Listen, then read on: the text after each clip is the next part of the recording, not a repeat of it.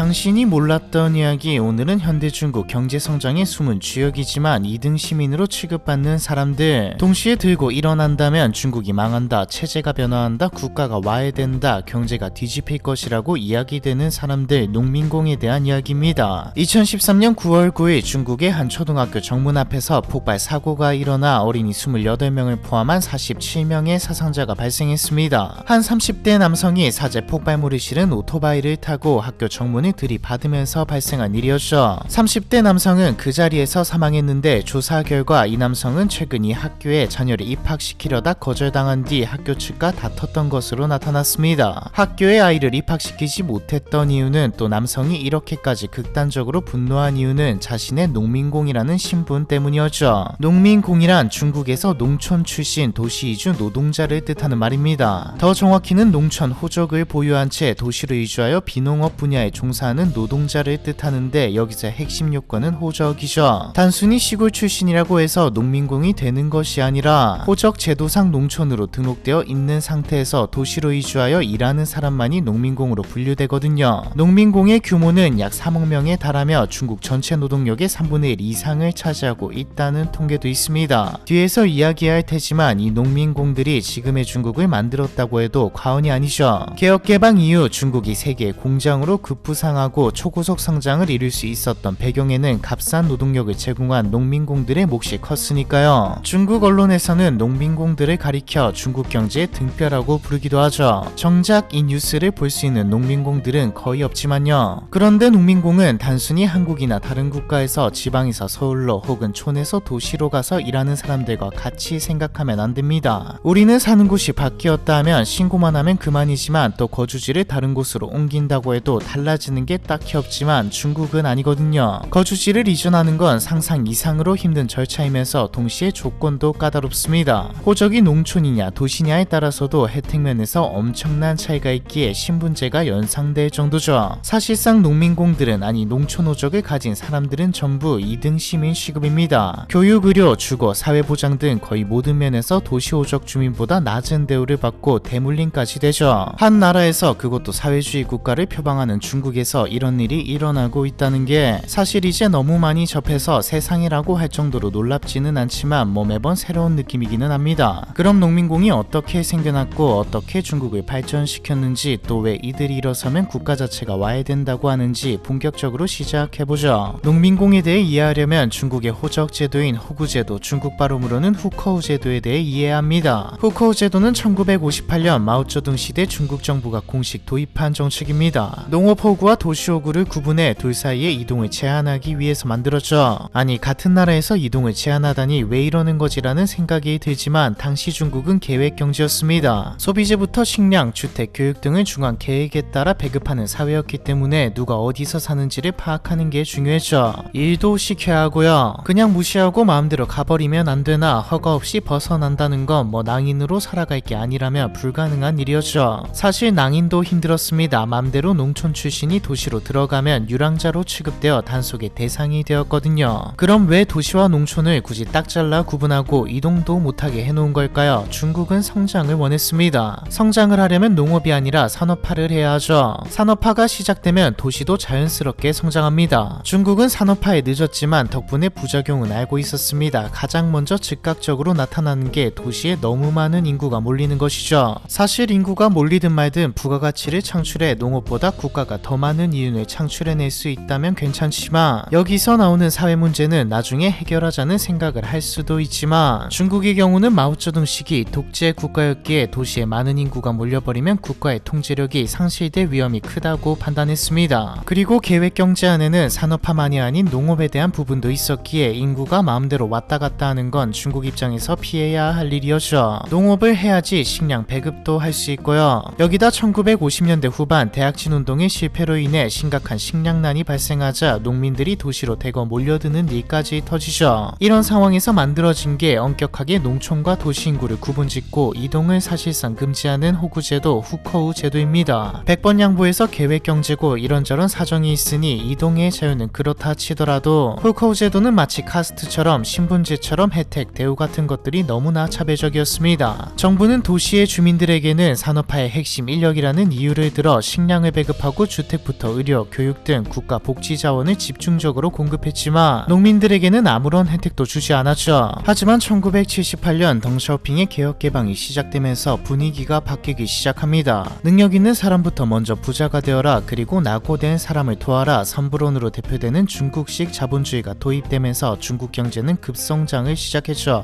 동시에 광둥성의 선전시, 푸젠성 등에는 경제 특구를 세우고 상하이, 광저우, 텐진 등 연안부 도시에 경제기술 개발구를 설치하면서 도시는 급성장하기 시작했습니다. 당연히 도시의 물가도 임금도 올라가기 시작했죠. 농촌은 어땠을까요? 농촌도 상황이 조금 나아지기는 했습니다. 생산물을 판매해서 소득을 얻을 수 있게 되었으니까요. 하지만 도시만큼은 아니었습니다. 도시가 성장한 만큼 농촌은 뒤처졌고 다른 나라라고 해도 과언이 아닐 정도로 격차가 커졌죠. 이런 상황에서 생각보다 빠르게 성장한 도시에서는 노동력이 부족해지기 시작했습니다. 특히 공장이나 건물을 짓는 노동력, 공장에서 일할 노동력이 말이죠. 국가와 도시의 입장에서 성장만을 바라본다고 했을 때 인건비는 쌀수록 좋습니다. 괜히 대기업들이 개발도상국에 공장을 짓는 게 아니죠. 노동계도 온화할수록 좋습니다. 중국과 중국에 들어오는 외국계 회사들, 여기에 더해 도시의 니즈는 정확하게 농촌 사람과 맞아떨어졌죠. 앞서 말했던 농촌 출신이라는 것 자체가 마치 신분제처럼 2등 시민이라는 뜻입니다. 인권이고 뭐고 교육도 제대로 받지 못했죠. 이미 격차가 벌어질 대로 벌어져서 도시 기준에서는 정말 낮은 급여를 주는 것인데도 농촌 사람들에게는 큰 돈이었습니다. 외국인 노동자한테도 이렇게 안 하는데 뭐 어쨌든 1980년대 중국 정부는 농촌 호적을 가진 사람들이 도시로 와서 일할 수 있게 문을 열었죠. 물론 호적을 바꿀 수는 없었습니다. 외국인 노동자가 와서 일해서 돈만 벌고 자신의 나라로 다시 가듯이 도시로 와서 일만 할 뿐 농촌이라는 호적은 바뀌지 않았죠. 이때부터 농민공이라는 말이 등장했습니다. 그리고 농민공은 중국이 상상했던 것 이상으로 경제성장에 기여하기 시작했죠. 개혁개방 초기 수백만 명 수준이던 농민공 인구는 1990년대 수억 명대로 폭증했습니다. 1992년부터 선전과 광저우, 상하이 등지에 수출 지향형 공장이 급속히 확산되면서 중국은 세계의 공장으로 자리 잡았는데 이 공장들을 실질적으로 움직인 노동자는 거의 전부 농민공이었죠. 지금이야 인식도 좀 바뀌었고 실제적으로 품질도 꽤 올라갔지만 당시 중국 제조업의 핵심은 가격이었습니다. 많이 성장한 지금의 중국은 고부가가치 산업들을 시도해서 성공도 해내고 있지만 여전히 제조업을 빼면 휘청이 아니라 무너질 정도로 경제에 막대한 영향력을 행사하고 있죠. 그렇기에 만약 다른 일반적인 국가였다면 세계의 공장이 시작은 되었어도 유지는 불가능했을 겁니다. 제품 가격에 가장 큰 영향을 끼치는 게 인건비니까요. 아직까지도 중국의 제품이 이렇게나 저렴한 상태를 유지할 수 있는 것도 세계 공장 시절은 지나갔지만 아직도 현역인 이유도 성장에 비해 국가 규모에 비해 말도 안 되게 낮은 임금을 받고 근무하는 농민공들 덕이죠. 단순히 건설과 공장 노동뿐만이 아닙니다. 원료부터 완제품이 되어 운송하고 고객 앞에 놓여지는 순간까지 모든 인건비가 들어가는 과정에 농민공들이 들어가 비용을 낮추었고 현재도 그렇죠. 즉 농민공이 없었다면 중국은 지금과 같은 경제성장을 이루지 못했다고 봐도 과언이 아닙니다. 이제 성장도 했겠다, 출신 지역에 따른 차별도 좀 없애고 임금 기준도 새로 세울 때가 되지 않았나 싶지만 조금 나아졌을 뿐 대우는 여전히 열악하죠. 대부분의 농민공들은 도시 변두리에서도 말도 안 되게 열악한 방 한 칸에서 살며 번 돈의 대부분을 가족들이 사는 농촌으로 보내며 생활하고 있습니다. 당연히 혜택도 마찬가지입니다. 농민공들은 도시로 이주했어도 농촌 호적 신분을 유지해야 하고 공교육과 의료보험, 공공주택 등 각종 도시 복지 혜택에서 배제되죠. 농민공 자녀들 역시 마찬가지로 복지 혜택을 누릴 수 없습니다. 처음에 나온 아이를 입학시키려다 실패해 오토바이로 들이받은 사건도 아이도 농민공의 자녀이면 자동으로 농민공 신분이 되기 때문에 도시의 학교에 가지 못하기 때문이죠. 이게 진짜 신분제와 비슷한 게 맞선 시장, 우리로 치자면 결혼정보 회사를 가도 후커우를 따집니다. 심지어 후커우 안에서도 급이 있죠. 가장 큰 분류는 도시와 농촌이지만 도시와 도시 간에도 급이 있습니다. 당연히 대도시의 후커우가 가장 높죠. 어떻게 노력해서 따면 되는 거 아닌가 하늘의 별 따기입니다. 가장 인기가 높은 건 베이징 후커우인데 상위 대학인 칭화대, 베이징대, 중국과학 기술대 같은 대학을 졸업하거나 후커우를 줄 수 있는 기업이 또 따로 있기에 이 기업에 취직하거나 베이징 후커우를 가진 사람과 결혼하거나 아니면 베이징에 15억을 투자하면 후커우를 주죠. 애초에 교육도 제대로 안 해주기 때문에 농촌의 아이들은 명문대에 가는 게 천재라도 되지 않는 이상 너무나도 힘든 길이고 기업에 취직하는 방식도 상위 대학을 나온 이들도 지금 취직을 못해서 난리인데 농촌 출신이 이 기업들에 취직하기란 사실상 불가능합니다. 이력서에도 후커우를 적는 칸이 존재하죠. 모든 기업이 그렇지는 않지만요. 15억을 투자하는 건 건 내 중국 내에서 틱톡 스타로 뜨면 가능하겠네요. 마지막으로 남은 건 베이징 후커우를 가진 사람과 결혼하는 건데 막 엄청나게 잘생기거나 예쁘면 이건 가능성이 있을지도 모르겠네요. 예외적으로 문화나 과학, 스포츠, 금융, 의료 분야의 인재라면 또 베이징 후커우를 주기는 합니다. 그나마 최근 들어서는 조금 나아졌습니다. 중국 정부도 조금씩 여건을 개선해 주기는 하거든요. 2014년에는 국무원이 호적제도 개혁 의견서를 발표하여 2020년까지 1억 명의 농민공들을 도시로 정착시키겠다는 목표를 세웠고, 특히 중소도시에는 마음만 먹으면 농민공들도 어렵지 않게 호적을 바꿀 수 있습니다. 여전히 인기 후커우는 취득이 사실상 불가능하지만 중소도시의 경우 우리의 지방 소멸과 같이 사람이 없어서 난리이기 때문에 그냥 막 주거든요. 근데 또 반대로 그만큼 메리트가 없기도 합니다. 농촌의 경우 조금의 복지 혜택이 있기는 한데 지방 중소도시로 가버리면 이걸 못 받으니까요. 동시에 사회보험, 교육, 주거 등에서 차별받지 않도록 동일한 권리를 보장하겠다는 원칙도 제시했죠. 마지막에 나올 테지만 말만 할 뿐 해주지는 않았습니다. 중국 정부가 이런 이야기를 하는 이유는 간단합니다. 농민공의 자녀들은 교육 수준도 부모보다는 높고 인터넷과 SNS를 통해 이런저런 이야기들도 부당함을 들었기에 반항하고 있거든요. 부모 세대들이 생계를 위해 어쩔 수 없지 하고 묵묵히 일했다면 자신들은 어차피 결혼도 자녀도 가질 생각이 없기 때문에 반항하는 겁니다. 그럼 아예 없애버리면 되지 않을까요? 정부의, 공산당의 시진핑의 인기와 지지율도 올라갈 텐데 말이죠. 사실 중국 입장에서는 이게 딜레마입니다. 중국은 0.4%가 중국 전체 자산의 70%를 차지한다는 통계가 있을 정도로 빈부격차가 심한 나라입니다. 명색이 사회주의 국가인데 이걸 해결하지 못하는 건, 아니 해결하지 않는 건 성장을 위해서죠. 중국은 여전히 값싼 노동력이 필요합니다. 앞서 말했듯 제조업 분야가 흔들리면 중국 경제가 무너질 정도로 막강한 비중을 차지하고 있기도 하고, 세계의 공장 시대는 지나갔더라도 여전히 세계 어디를 가서 어떤 상점에 들어가도 메이드 인 차이나가 보일 정도로 값싼 공산품은 대부분 중국이 만들고 있죠. 작은 국가들, 인구도 적고 영토도 작은 국가들은 어느 정도 발전한 상태에서 고부가 가치 산업으로 전환에 성공한다면, 즉 1인당 생산해내는 재화의 가치가 높아진다면 전체적으로 잘 사는 국가가 빈부격차가 적은 국가가 될 수 있지만 중국은 너무나 크고 인구도 많습니다. 재분배도 행정력이 많이 들기 때문에 돈이 드는 것도 있지만, 지금 상황에서 호적제도를 폐지하고 농촌호적과 도시호적의 차별을 없애고 평등해져 버리면, 즉 저가 일할 사람이 없어져 버리면 메이드 인 차이나는 더 이상 지금 가격에 생산해낼 수 없죠. 외노자를 데려오면 되지 않나. 외노자를 원하는 국가는 이미 많습니다. 한국도 일본도 지금 외노자가 없으면 지방의 공장이 안 돌아가는데, 얼마 전에 다루었던 울산마저도 이런 상황인데 자발적으로 중국을 갈까요? 중국에 오게 하려면 돈을 많이 줘야 하는데 이렇게 되면 의미가 없죠. 임금이 오르면 가뜩이나 지금도 다국적 기업들이 공장을 옮기고 있는데 유출은 더 빨라질 겁니다. 공산품의 가격 경쟁력도 떨어질 테고 제조업 분야의 패권은 놓아야 하는 셈이죠. 즉 국민 소득이 늘어나면 국가 경제는 타격을 입는 구조입니다. 정확히는 빈곤층이 줄어들면 경제가 타격을 입는 구조죠. 농민공들이 일어서면 중국이 망한다, 체제가 변화한다, 국가가 와야 된다, 경제가 뒤집힐 것이라는 말이 나오는 것도 이것 때문입니다. 수억 명의 농민공들이 뭉쳐서 국가에 요구를 하기 시작하면 당장 임금 수준만 올려달라고 해도 중국 정부 입장에서는 받아들이기 힘들죠. 다른 국가의 경우 조용히 천천히 성장과 분배를 섞어서 가는 경우가 많지만, 금방 말했듯 중국은 임금을 올리면, 즉 빈부 격차를 유지하지 않는다면 너무도 타격이 큰 경제 구조를 가지고 있는 데다 지금 중국은, 아니 시진핑은 패권국을 원하고 있죠. 만약 시진핑이 독재를 하고 있지 않고 또 중국이 패권국을 꿈꾸지 않는다면 적어도 지금보다는 농민공들의 대우가 훨씬 나았을 겁니다. 어차피 독재국가인데 안 들어주면 그만 아닌가. 몇 명이, 아니 단순히 몇만 명이 시위하는 것 막을 수 있을지라도 만약 농민공이 차별 해소와 임금 상승을 매개로 똘똘 뭉친다면 막기가 힘듭니다. 명분도 이해관계도 설득력도 전부 다 있죠. 농민공들 뿐만 아니라 뜻있는 사람들과 지금 생활이 힘든 사람들도 시위에 동참할 테고, 시위가 커지고 계속되면 아예 국가 체제 자체를, 적어도 독재를 끝내자는 말은 나올 수 있죠. 이때가 되면 중국은 지옥이 되던가 변화를 맞이하던가 둘 중 하나를 택하게 될 테고요. 왜 지옥이냐? 주던 걸 뺏을 수는 없기에 결국 빈곤층인 농민공들은 대도시 수준의 복지와 자유, 혜택을 요구할 건데, 경제의 타격이 큰 점을 제외해도 지금 중국 정부의 재정으로는 이 수많은 인구에게 똑같은 혜택을 제공하는 건 사실상 불가능하거든요. 독재인데 사람들이 들고 일어선다, 유혈 사태가 일어날 확률이 높죠. 그리고 비인간적이지만 농민공으로 발생하는 사회 문제도 정부 입장에서는 성장만을 본다면 개인의 문제일 뿐이라고 치부하기 쉽습니다. 가장 대표적인 게 이산가족 문제죠. 중국 시골에 시골에 가보면 노인들이 아이를 키우고 있는데 도시로 가봤자 아이들은 복지나 교육을 못 받기 때문입니다. 이렇게 시골에 남겨진 아이만 6천만 명 정도로 한국 인구보다 많죠. 임금체불 문제도 있는데 신분도 아는 것도 없는 농민공들은 딱히 항의할 곳이 없습니다. 아예 아무것도 안 준다기보다는 예를 들어 벽돌 공장에서 남은 안 팔린 벽돌을 줘버리는 방식이죠. 그리고 중국은 호적이라는 맹점을 이용해 통계도 조작하고 있습니다. 빈부격차 통계를 낼 때 전국이 아니라 각 도시별로 지역별로 통계를 내는 거죠. 예를 들어 베이징의 빈부격차를 조사하면 농민공은 제외되는 방식입니다. 그래서 대외적으로 발표되는 중국의 빈부격차가 심하지 않은 것처럼 보이는 것이고요. 그나마 지금 제일 문제시되는 사회 문제는 지방의 인구 유출인데 정확한 통계치는 발표하지 않지만 2024년 기준 농촌의 평균 연봉은 약 3에서 400만원 정도 된다고 보고 있습니다. 이것도 높게 잡은 것이라고 보는 경우도 있죠. 이렇다 보니 청년들은 농민공이 되어 도시로 나갈 수밖에 없고요. 하지만 지방의 인구 유출은 다른 나라도 그렇고 정도의 차이일 뿐 호적제도를 없앤다 해도 사라지는 사회 문제가 아니기 때문에 다른 방향으로 해결하려고 합니다. 결국 농민공은 중국 정부에게 안 터졌으면 하는 폭탄인 셈입니다. 터지면 답이 없지만 안 터지도록 불이 안 붙게 하려고 노력하는 정도에서 그치죠. 패권과 경제를 생각했을 때 폭탄을 없앨 수는 없다고 생각하니까요. 농민공에 대한 이야기 이번 편은 여기까지입니다.